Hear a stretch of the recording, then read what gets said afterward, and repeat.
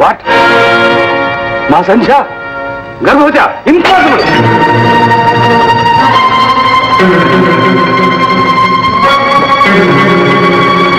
సంధ్య,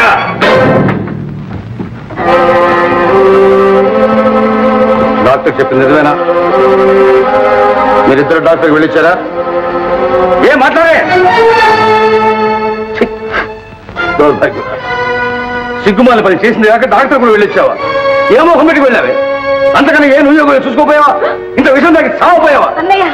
ఏమిటా మాట? మాటలు కావమ్మా, మంటలు, కడుపులో రగులుతున్న మంటలు. ఏదో పొరపాటు జరిగిందన్నయ్య. పొరపాటు కాదమ్మా, జరగవలసిందే జరిగింది. ఆడపిల్లని అదుపాజ్ఞం లేకుండా పెంచాను కాదు, అందుకు భగవంతుడు తగిన శిక్ష విధించి దానికి ఎంతో గొప్పగా పెళ్లి చేయాలని, అది పిల్ల పాపలతో కలకల్లాంటుంటే చూసి ఆనందించాలని ఎంతో ఆశపడ్డానమ్మా. పోయింది, అంతా సర్వనాశనం అయిపోయింది. సంధ్య, ఎవడు నీ జీవితాన్ని, నా ఆశల్ని నాశనం చేసిన వాడు ఎవడు? వాడు చెప్పు. వద్దు డాడీ, నన్నేమీ అడగొద్దు. చెప్పు. ఆవేశం, అసలే అది కుమిలిపోతూ ఉంటే చేసుకుంటావా? నేను కనుక చేస్తున్నానమ్మా, వాళ్ళమ్మాయి అయితే నరికి పోగులు పోసేది. నీకు తెలియదు అన్నయ్య, తల్లి ప్రేమ నీకు తెలీదు. వాళ్ళ అమ్మాయి అయితే కడుపులో దాచుకునేది, కన్నీళ్లు తుడిచేది, దాని మనసు తెలుసుకుని ఏదో దారి చేసేది. అన్నయ్య, నా మాట విను. ఆవేశంలో ఏం చేసినా ఆడపిల్ల బ్రతికే అల్లరి పాలవుతుంది అన్నయ్య. ఇంకా అయ్యేదే ఉందమ్మా, అయిపోయింది, అంతా అయిపోయింది. ఇక మిగిలింది ఒక్కటి. కన్న తండ్రిని కనుక చేతులారా దాన్ని చంపలేదు, గౌరవంగా బ్రతికివాడిని కనుక ఈ అప్రతిష్ట భరిస్తూ నేను బ్రతకలేదు, అంతే.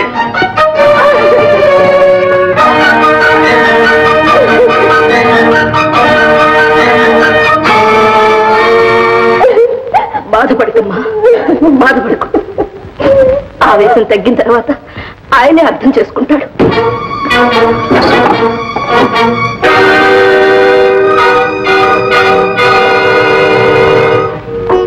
లక్ష్మి, లక్ష్మి, చూసావా అమ్మాయి బతుకు ఏమైపోతుందో చూసావా?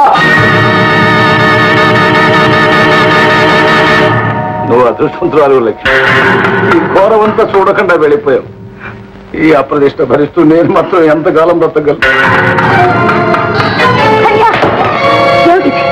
లక్ష్మి, నేను వచ్చేసాను లక్ష్మి, నేను నీ దగ్గరగా వచ్చేస్తున్నాను లక్ష్మి. బ్రతికి ఏమి సాధించాలి? బ్రతికి ఎవరిని ఉద్ధరించాలి?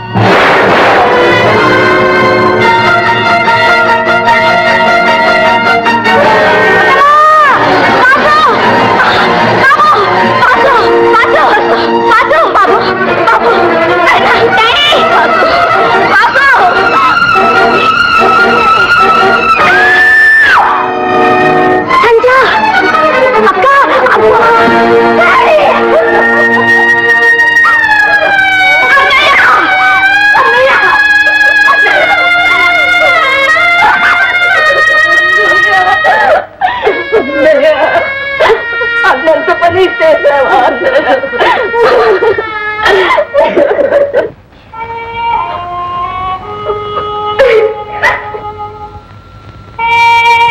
ఇలా జరుగుతుందని నేను కల్లో కూడా అనుకోలేదు.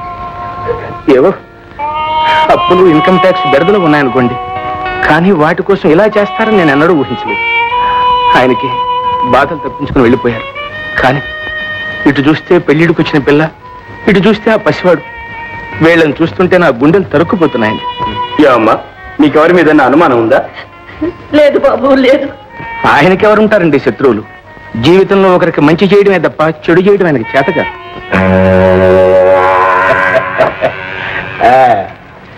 కోటిగా నీకు కండబలమే ఉందనుకున్నాను, వేతవా బుద్ధి బలం కూడా బాగా ఉందిరా. పచ్చి కూనేని ఫక్తు ఆత్మహత్యలాగా ఎంత తెలివిగా మార్చేశారా? ఇది నా కండకయ్యా, మరి బుద్ధికో ఊరి నీ తెలివి మండ. సరే ఇదిగో, ఇక నీకేమి ఢోకలేదురా, ఎక్కడికి వెళ్ళినా బ్రతికిపోతావు. అవ్వా అక్క, నేను ఇంకెప్పుడైనా లేచి నడుస్తానా? నడుస్తావు బాబు, నడుస్తావు. ఊరుకో బాబు, డాక్టర్ గారు తగ్గిపోతుందని చెప్పారుగా. సంధ్య, రేపో మాపో ఇల్లు కూడా అప్పులు వాళ్ళకి అప్పు చెప్పాలట. పోనీ అత్తయ్య, ఈ ఇల్లుండి ఎవరిని ఉద్ధరిస్తుంది? అన్నీ పోగొట్టుకుని ఈ ఇంట్లో మాత్రం ఎలా ఉండగలం?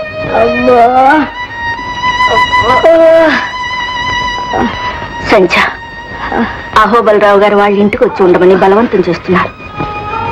ఎందుకు అత్తయ్య? నా బ్రతికి ఇంకా బజారు పాలు కావడానిక? ఈ స్థితిలో అయిన వాళ్ళ ఇంట్లో ఉండడం కన్నా. అది నిజమే, కానీ ఎవ్వరికీ తెలియని చోట ఎక్కడో తలదాచుకుందాం. అది వాసు కోసం, లేకుంటే నేను బ్రతకాల్సిన అవసరమే లేదు. సంధ్య, ఏంటా మాట? చూడు, ఇలా చూడు. నువ్వు ఇక్కడ ఉంటే ఇలాగే కుమిలిపోతుంటా. నా మాట విని మా ఇంటికి రా, నీకక్కడ మనశ్శాంతిగా ఉంటుంది.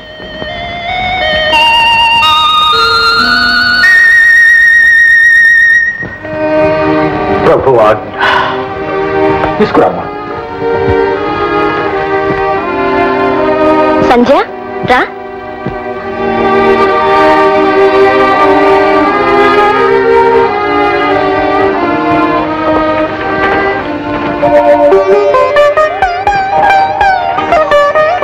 గదిలోకి తీసుకెళ్ళమ్మా.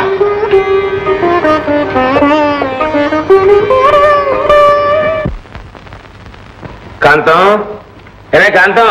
ఏమండి వస్తున్నా? ఏమిటా కేకలు? టిఫిన్ పంపించానుగా. అది కాదే, గోపాలరావు గారు చనిపోయారటే పాపం. ఏ గోపాలరావు గారు నాన్న?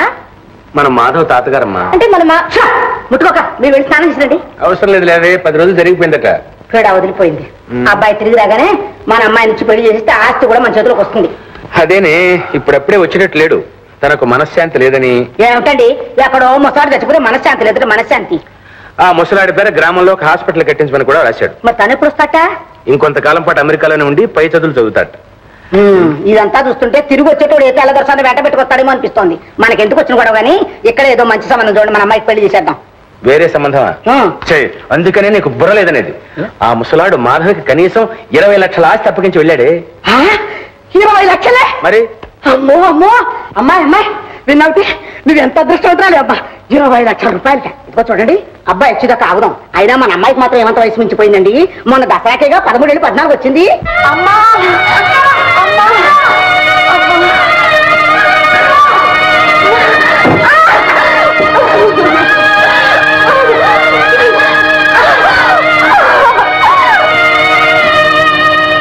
ఫాదర్, ఒక్కసారి ఇలా రండి. ఏమిటమ్మా, ఎందుకు భయపడుతున్నావు?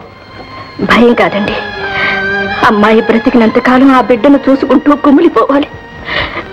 ఏ ముచ్చట తీరని వయసులోని అన్ని ముచ్చట్లు తీరిపోయింది. అలా బ్రతకాలి. అమ్మాయికి ఇంకా భవిష్యత్తు అంటూ ఉండదు. మీరే ఏదైనా దారి చూపించి ఈ ఆపద నుంచి కాపాడాలి. అర్థమైందమ్మా, అర్థమైంది. ఆ ప్రభువే కాపాడగలడు.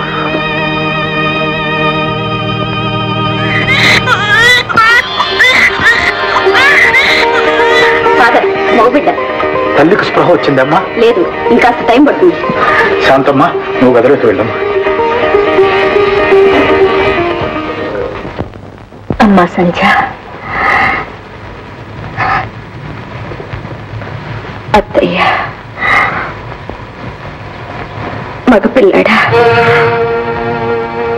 ఆడపిల్ల ఎవరైతే లేమ్మా.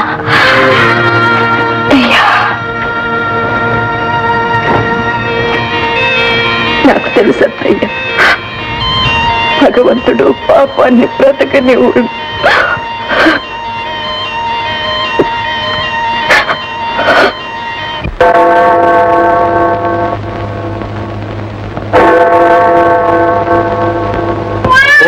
Mother divine, bless the child with longevity, health and prosperity.